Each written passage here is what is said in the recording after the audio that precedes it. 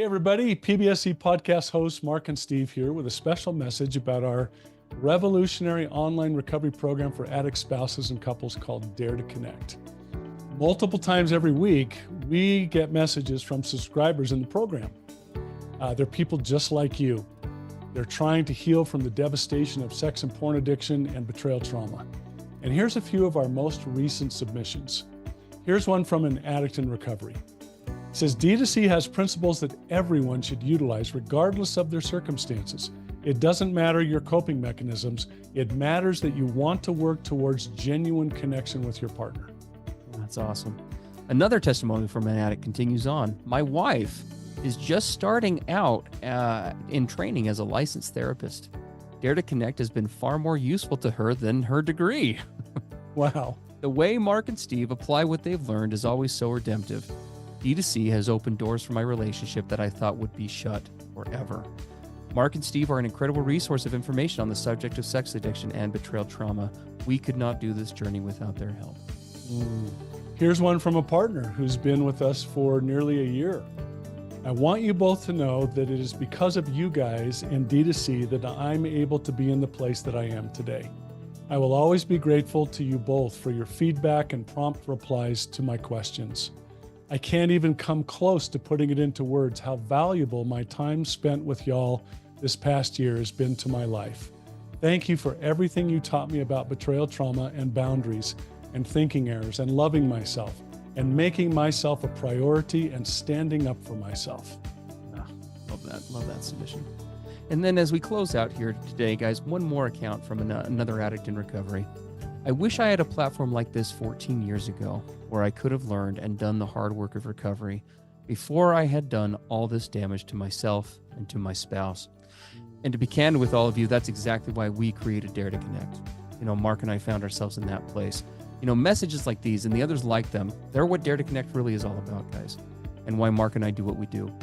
Whether you're an addict or a partner of an addict, and no matter where you find yourself in the recovery process, Dare to Connect can take you to the next level. Don't wait another day to catapult your recovery forward. Today is your day for change. Visit us at daretoconnectnow.com to pick up your free 2-week trial of Dare to Connect today.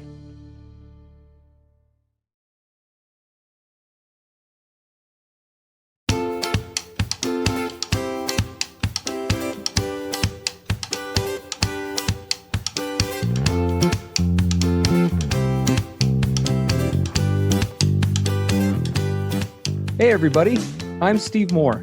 And I'm Mark Castleman. We know the pain and heartbreak of porn and sex addiction. And we know the triumph of breaking completely free. Every day, we help our clients find hope and healing. Join us in the fight to take back your life, your marriage, and be stronger than ever. This is the PBSC Squared podcast.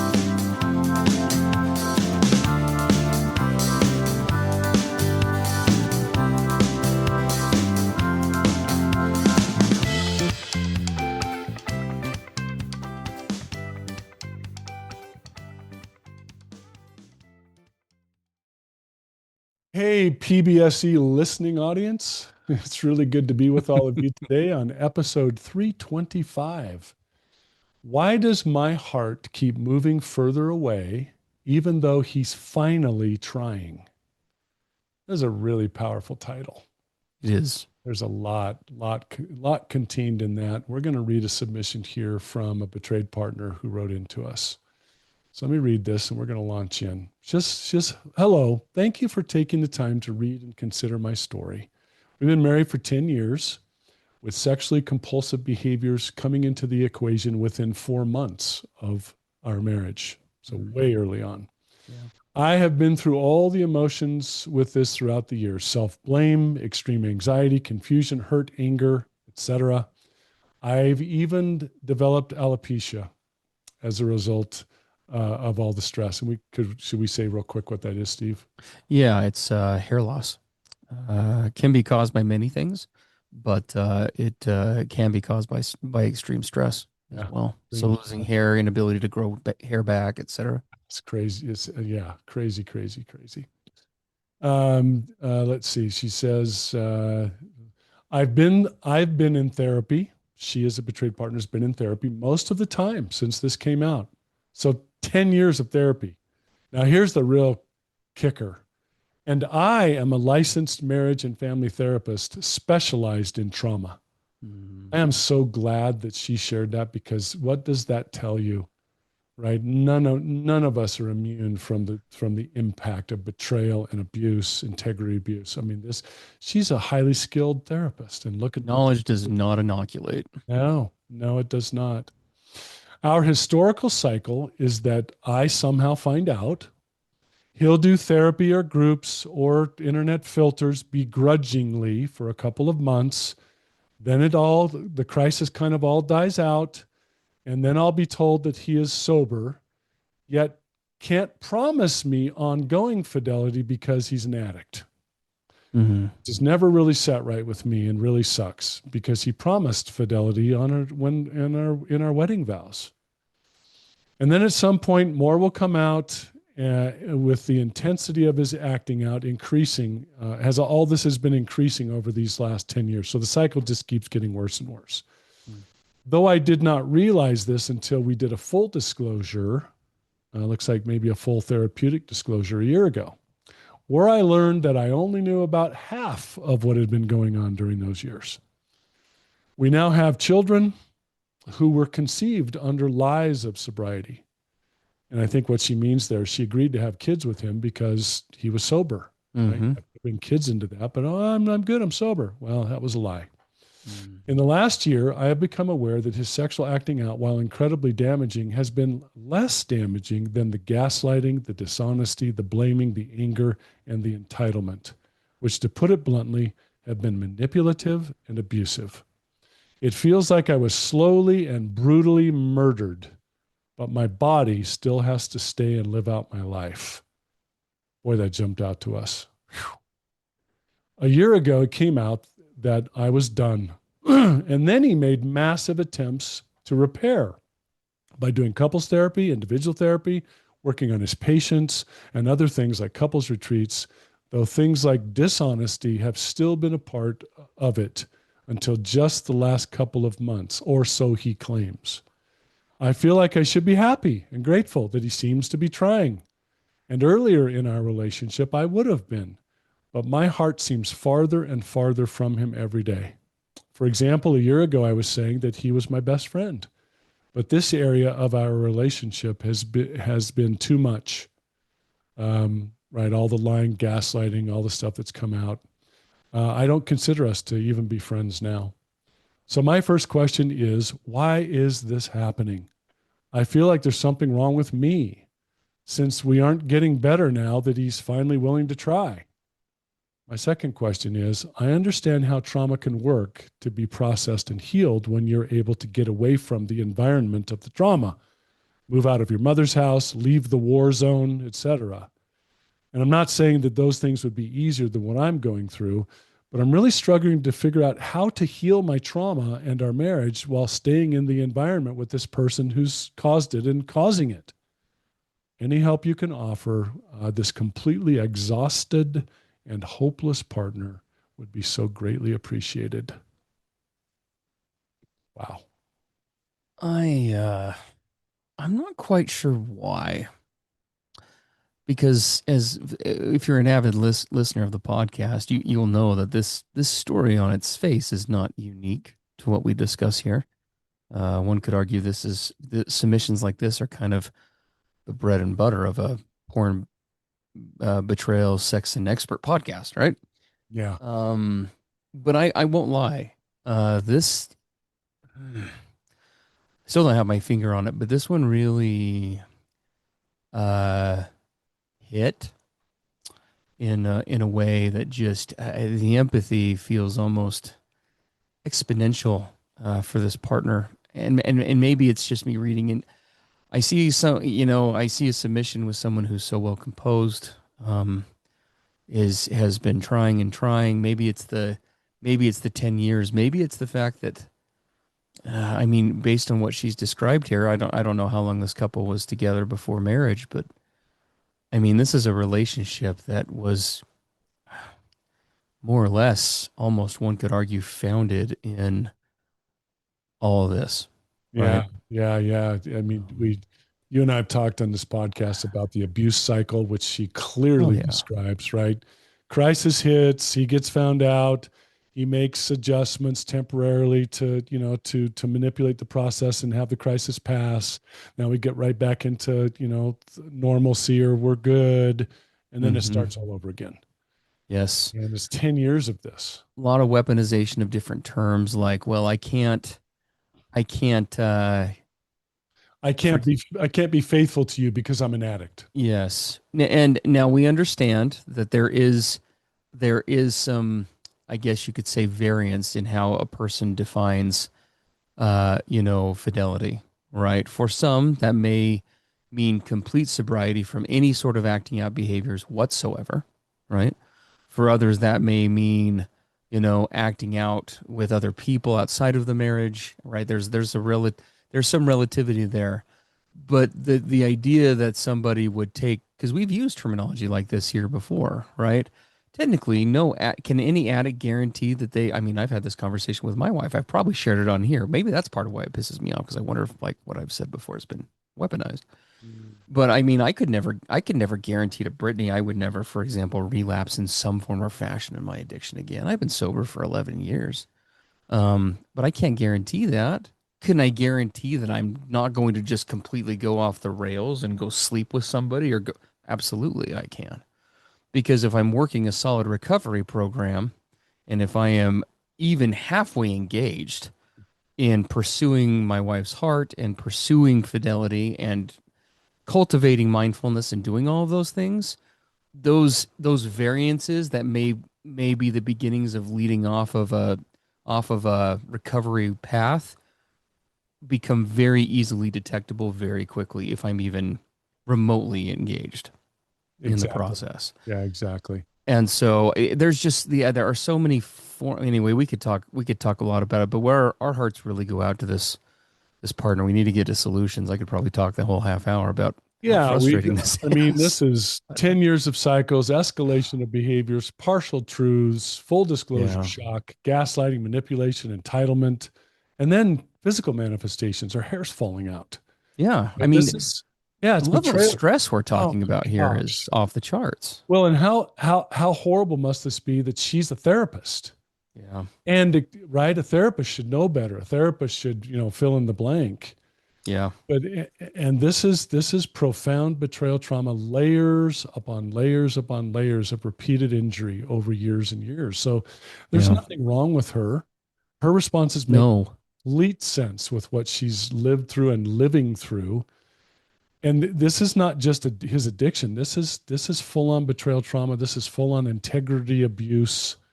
This is secret sexual basement. This is all of this stuff piled into this scenario. Absolutely. And yeah, she says, it feels so much of this is felt abusive and manipulative. It is It is. abusive and manipulative. And we don't want to normalize. I frankly I would be concerned for a partner who in a situation like this was more trusting than she is. Um Mm. we form reality based on the experiences that we have. And one thing I just want to throw this out there. This is inferring a little bit, but hopefully this resonates with someone listening to the podcast today. Love does not equate to connection. No. Love does not equate to trust. Love does not equate to safety. It is possible to love and care about someone a great deal and not be able to trust them as far as you can throw them, not feel safe enough to be yourself with them. And sometimes I think that that's part of the conundrum that presents to partners. Again, that's reading in a little bit, but maybe that's part of the puzzlement for her. I feel all these warm feelings towards this person, right? Why am I struggling so much? Hmm. Because your heart is saying, I care, and your brain is saying, for the love of God, don't do this. Yeah. This isn't safe. None of this is matching up.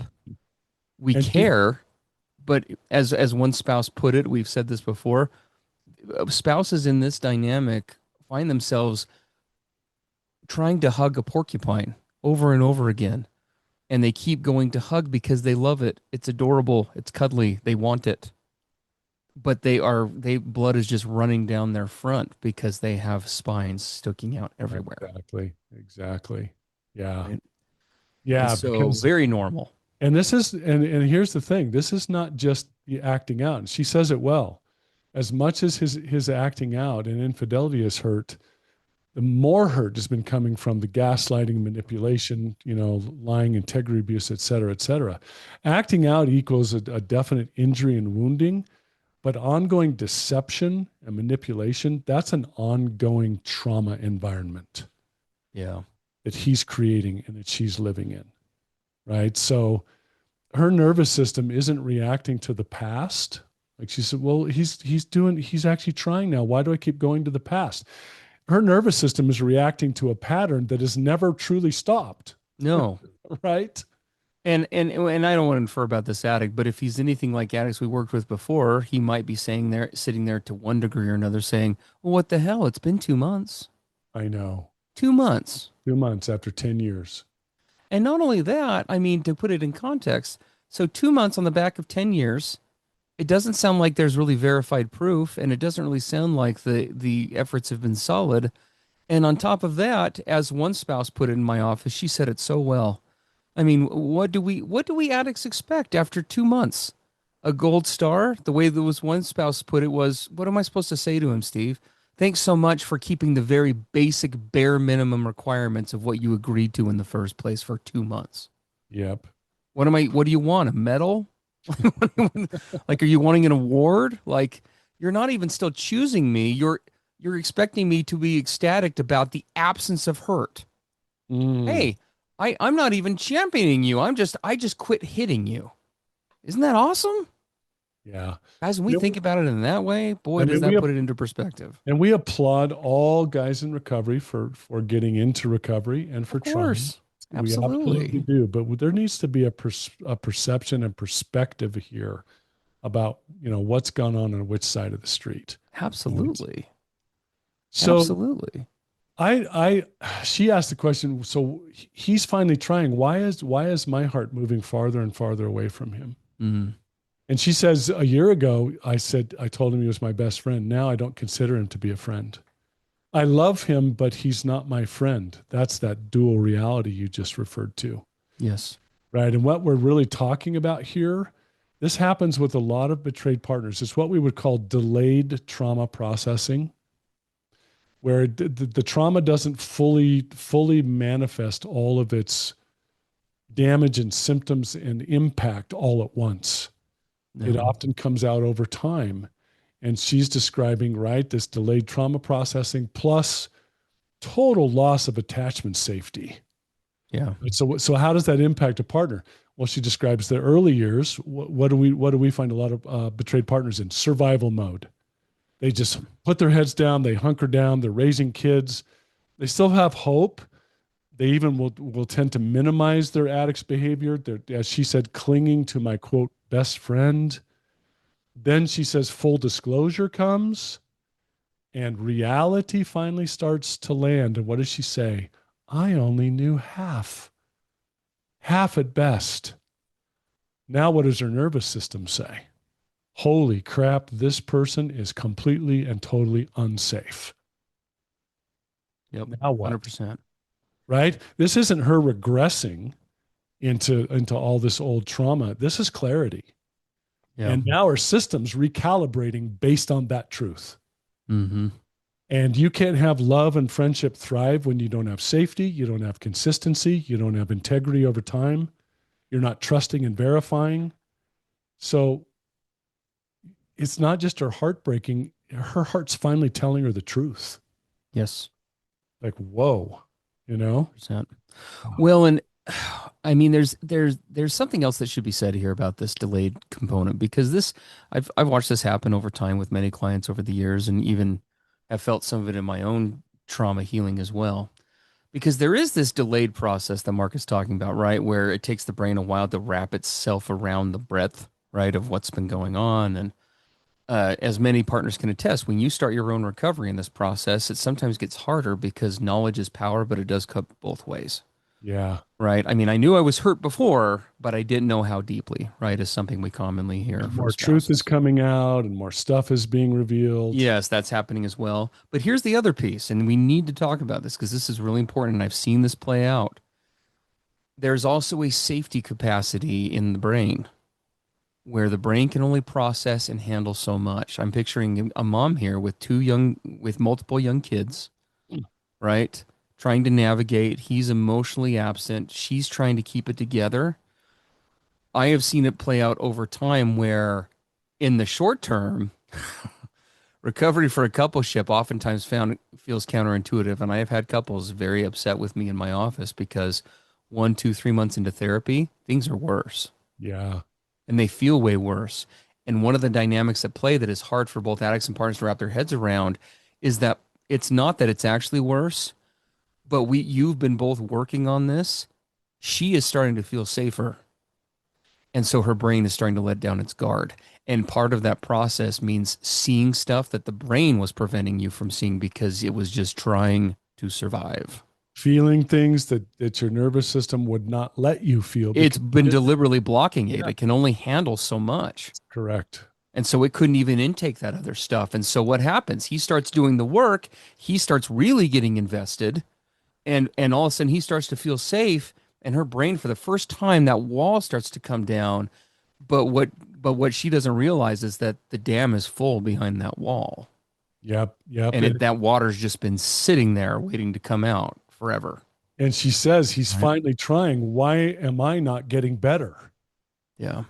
Right? Recent efforts on the part of an addict do not equal immediate healing for betrayed partners. No.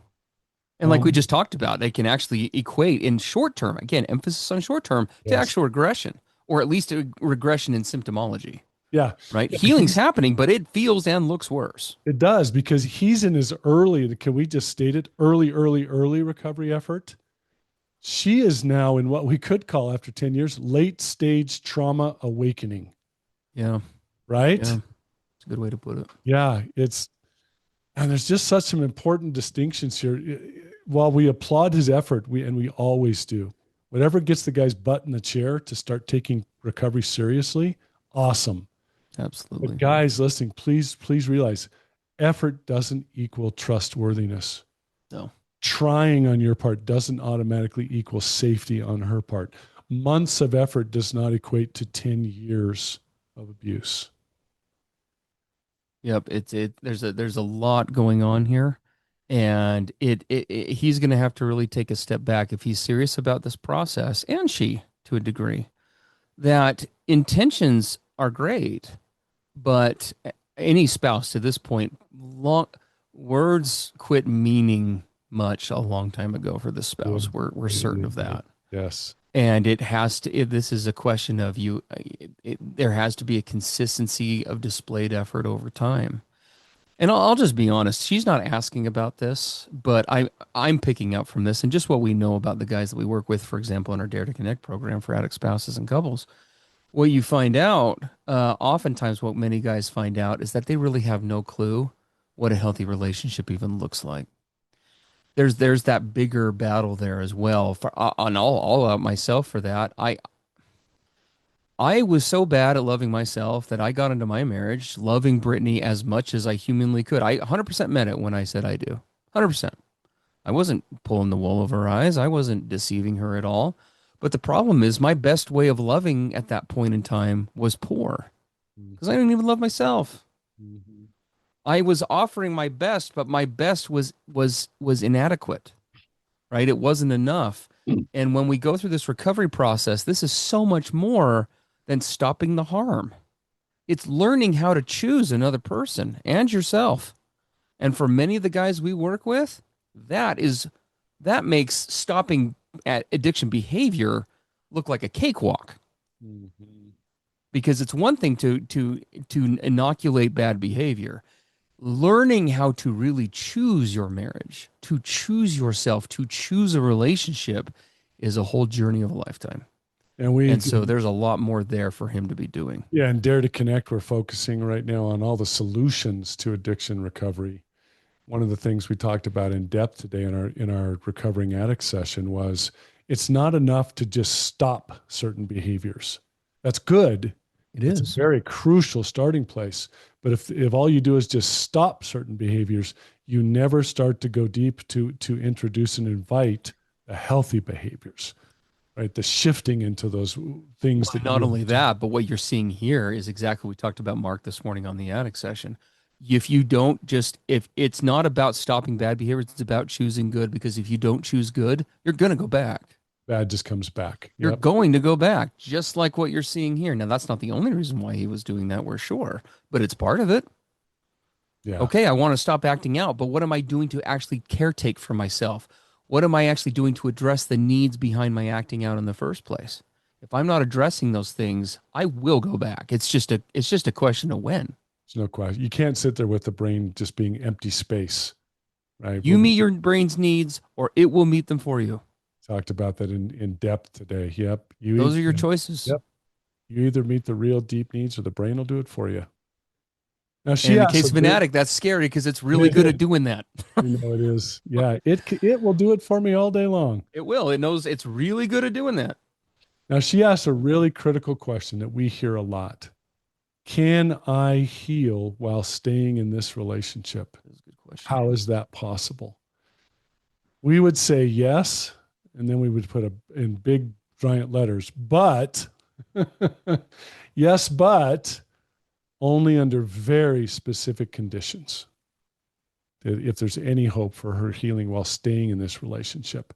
Condition number one, the environment of this relationship has to change, like actually change. And what are some of the things that have to be taking place coming from his side? Full, complete, total honesty at all costs. Not mostly honest, not honest about some things, full transparency on this guy's part. Well, and proactive honesty. Proactive, offering it up, bringing it to the table, not waiting to be asked or caught or reminded or pressured. Him leading out, him coming forward. How much time do we spend in our Dare to Connect program teaching guys how to do that, Steve? A lot. Oh my gosh. It's so hard to learn, but so critical. And coming out of this place with our old coping strategies, defensiveness, gaslighting, all the right rationalization, justification, minimization, all these tools that we've used over so many years. True recovery and healthy living is learning how to recognize those, own them, and begin to take the actual, real in the trenches actions to begin shifting out of them. He has to create the environment where she can heal. Only she can heal, but he has to create the environment where that can take place. Yeah. Hey, everybody. PBSC podcast hosts Mark and Steve here with a special message about our revolutionary online recovery program for addict spouses and couples called Dare to Connect. Multiple times every week, we get messages from subscribers in the program. They're people just like you. They're trying to heal from the devastation of sex and porn addiction and betrayal trauma. And here's a few of our most recent submissions. Here's one from an addict in recovery. It says, D2C has principles that everyone should utilize regardless of their circumstances. It doesn't matter your coping mechanisms. It matters that you want to work towards genuine connection with your partner. That's awesome. Another testimony from an addict continues on. My wife is just starting out in training as a licensed therapist. Dare to Connect has been far more useful to her than her degree. Wow. The way Mark and Steve apply what they've learned is always so redemptive. D2C has opened doors for my relationship that I thought would be shut forever. Mark and Steve are an incredible resource of information on the subject of sex addiction and betrayal trauma. We could not do this journey without their help. Here's one from a partner who's been with us for nearly a year. I want you both to know that it is because of you guys and D2C that I'm able to be in the place that I am today. I will always be grateful to you both for your feedback and prompt replies to my questions. I can't even come close to putting it into words how valuable my time spent with y'all this past year has been to my life. Thank you for everything you taught me about betrayal trauma and boundaries and thinking errors and loving myself and making myself a priority and standing up for myself. Love that submission. And then as we close out here today, guys, one more account from another addict in recovery. I wish I had a platform like this 14 years ago where I could have learned and done the hard work of recovery before I had done all this damage to myself and to my spouse. And to be candid with all of you, that's exactly why we created Dare to Connect. Mark and I found ourselves in that place. Messages like these and the others like them, they're what Dare to Connect really is all about, guys, and why Mark and I do what we do. Whether you're an addict or a partner of an addict, and no matter where you find yourself in the recovery process, Dare to Connect can take you to the next level. Don't wait another day to catapult your recovery forward. Today is your day for change. Visit us at daretoconnectnow.com to pick up your free 2-week trial of Dare to Connect today.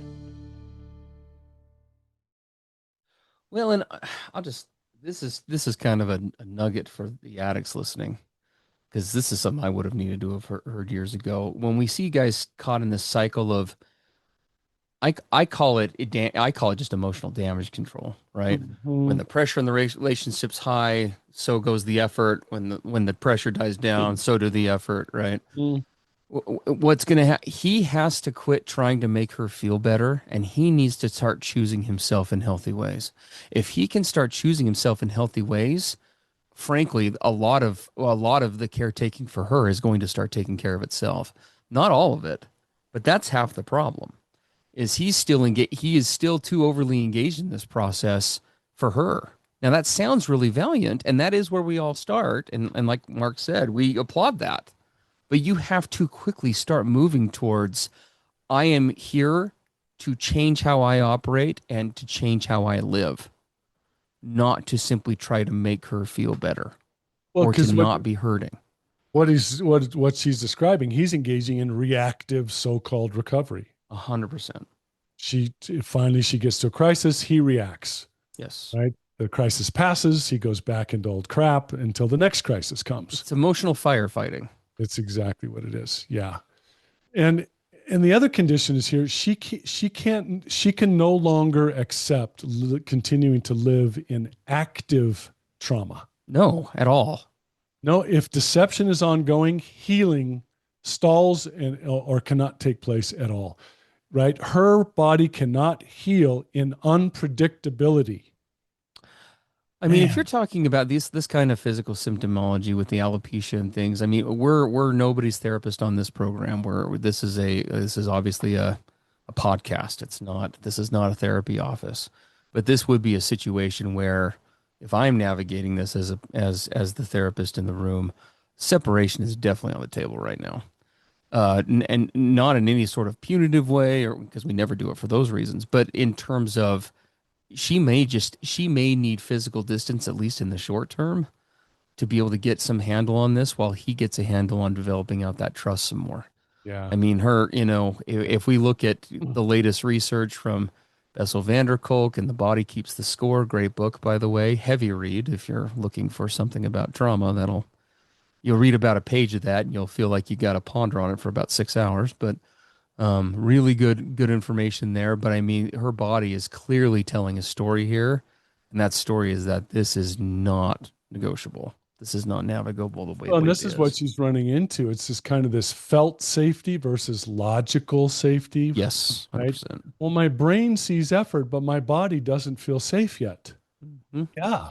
That's because real trauma healing is not just intellectual, it's experiential, right? It's consistency over time. It's his transparency without needing to be prompted all the time. It's his truly leaning in with empathy without defensiveness, right? Trust is rebuilt in the nervous system, not in conversations or right early efforts. Trust is rebuilt in the very way that your whole nervous system is put together.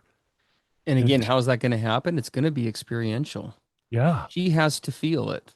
Yep. She can't I mean, just the reality to a guy who finds himself in this situation, as well as this guy, if he's listening, your talk quit carrying weight so long ago, it's not even funny. In fact, if this spouse is anything like Mark or I's spouses when they were at this point, talk actually made it worse. I don't want to hear one more thing from you about how you're going to change or it'll happen tomorrow or just one more blah, blah. I don't want to hear it. Yeah. I have to see it. Make it happen and we'll go from there. That's it. Yeah. My wife started saying, talk is cheap. Show me. And show me consistently. Yeah. Well, as we wrap up, there's another part here. I know this is so hard for betrayed partners to hear, but there is a grieving process here, and I don't 100%. know if she's been through it yet, or maybe she's starting into it. But and this, Steve, this is one of the most heart. You and I talk about this all the time. This just breaks our hearts into pieces. Grieving the relationship that she thought she had. Yeah, 100%. Even when she knew a lot that he was acting out over 10 years, she said, I came to find out I only knew half of it at best. Grieving the relationship she thought she had, the loss of her best friend, the loss of their shared reality. Grieving is a big part of this for her. It's not a sign of failure, it's a sign of leaning into what is. I heard a great statement recently. We talk about the stages of grief, which are very important. But then this person said it's not just the stages of grief, it's the stations of transformation. I love that phrase, the stations of transformation. And Yeah. yeah, there's a lot for her to learn and to grow and to evolve and to transform. The hard part about that is embracing the reality of what has gone on and what this is now. Yes. Yeah. I mean, if you're going to build this is to the addict and to this partner. If you're going to really rebuild this relationship, step number one, for her at least, is going to be coming to a place of acceptance and embracing the relationship as it is. And I want to be really quick to say, acceptance doesn't mean you're okay with it. It means you embrace reality as it is. It's not Yep. co-signing on it. It's not saying, well, that's fine. It has nothing to do with that. It simply means recognizing the situation for what it is. And on his part, how is she ever going to be able to do that? Well, we already talked about. You have to start being consistent. You have to be transparent. And the lying, the deception, and the defensiveness has got to go the way of the dodo. Yeah. Yeah. She's grounding in reality, not just what's been going on recently, but this whole track record. I'm sure as a therapist, she knows a lot about boundaries, right? What is required for her if she's going to stick around for this thing? What is no longer acceptable? How does she form, as we talk about, boundaries around her authentic wants and needs? Not to force him to do something or not do something, but for her. And her healing is now the priority. Mm-hmm. Trauma focused work, even especially for a therapist, right? The body, somatic, nervous system regulation, support outside this marriage. And I love this. You and I made notes on this last part, giving herself permission to not feel grateful for his recent effort, to not feel connected, to not just bounce back. It's okay to not have those things at this point. Mm-hmm. Yeah. 100%. Well, we have all the hope for this partner and this addict in the world as long as he can make some sincere change. But we just want to extend the reminder to every partner out there. You have choices, you have rights, and you have an obligation to advocate for yourself in a relationship. No, if being in a relationship requires you to stop being you to make it work, the cost is too high. Mm-hmm. Um, can this marriage heal? I 100% believe it can. I believe it can too. But is it going to take 100% change on his part, like a 180-degree shift? Yes. And is it going to mean her advocating more for herself? Probably. And finding ways to make sure that her needs are met and that she is taking care of herself and being there for her kids first. You can't. So many partners. I remember about a year ago, I was meeting with a client. I'm a big analogy guy, as you guys mostly know, and we were talking about how she has tried to how many times she tried to rescue him. She was in a real rescuing dynamic in the relationship, and I said, let's just let's just pretend like we're looking over the edge of a cruise ship, right? And he's down there in the water, and he says that he's drowning. And I said, what do you want to do? She said, well, I want to throw in one of those lifesaver, life preserver thingies, like whatever those are called.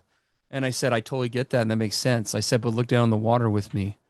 There's 300 of them in the water. He's just not grabbing them. Oh yeah, look at the wake behind the ship. You've done that 300 times. And they're all around him right now. Yeah, they're He's already. just not grabbing one. He's Yeah. insisting that you need to throw me another one, and that will be the thing that will make it better. And Mm, it isn't. At some point, guys, we have to grab the freaking lifesaver or whatever that thing's called, yeah. right? We've Little got to do it. life buoy. Yeah. Yes. And he's got them all around him. It's not just her. In fact, it can't be just her. There's Yes. going to be all these other sources that he's tapping into. Yeah. Yeah. PBSC is not an ad. It is not recommending an advertisement for the candy, by the way. Just to let you know. Guys, we love you. Appreciate you being here. As always, if you appreciate what happens in these podcasts, you will love the Dare to Connect program. Our very first Dare to Connect retreat happens Thursday through Sunday this week. It's going to be amazing. We got couples from all over the country coming to where Mark and I are at, and we're happy and excited to be meeting with them. We hope that you will consider joining Dare to Connect. Grab a 2-week free trial of that at daretoconnectnow.com. You can grab that at any time. We'd love to have you come take a look and see what it's all about. Again, that's 2 weeks free. You don't get billed and then get refunded. It's 2 weeks. You like it, stay. If you don't, leave. We wouldn't want you to stay if you don't like it, but you will. So get your butts in there. And as always, if you'd like to send in submissions to the podcast as well and get the help and the healing via snail mail, I guess, so to speak, you can send those in to the same website. Click on the PBSC podcast button up at the top there. It'll take you to the contact form where you can send those in. Yeah. Well, thanks for being here with us once again. Really love and appreciate and admire all of you. And we will look to pick things up in our next episode or hopefully see some of you in the Dare to Connect program. Sounds great. Have a great one, guys. Everything expressed on the PBSC podcast are the opinions of the hosts and the participants and is for informational and educational purposes only. This podcast should not be considered mental health therapy or as a substitute thereof. It is strongly recommended that you seek out the clinical guidance of an individual qualified mental health professional. If you're experiencing thoughts of suicide, self-harm, or a desire to harm others, please dial 911 or go to your nearest emergency room.